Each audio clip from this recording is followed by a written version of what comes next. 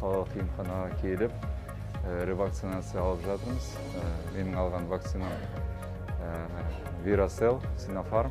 Біз музыкалық жас көрермен театры болғаннан кейін, көрермендеріміздің қауіпсіздігі үшін жұмыс алға қарай премьералар келе жатыр, спектакльдер, сондықтан ешқандай қауіп төнбейтіндей болу үшін ревакцинация алып жатырмыз. Главное, то, что мы взяли вакцину, ревакцинацию, это, конечно же, в первую очередь безопасность наших зрителей. Потому что, как-то мы актеры, актрисы, люди общества, то есть мы контактируем, конечно же, с людьми, поэтому, конечно же, для нас это самое главное здоровье людей, с которыми мы контактируем. Veracell'ды алған себебіміз, біз шетелдік гастрольге шығамыз, концерттерге шығамыз.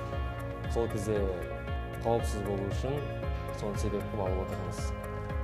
Жалпы, міне жаңа алып шықтық, қазір күту залында отырмыз. Ешқандай денсаулыққа қарсы факторлар ештеңе байқалған жоқ. Денсаулығымыз бәрі жақсы.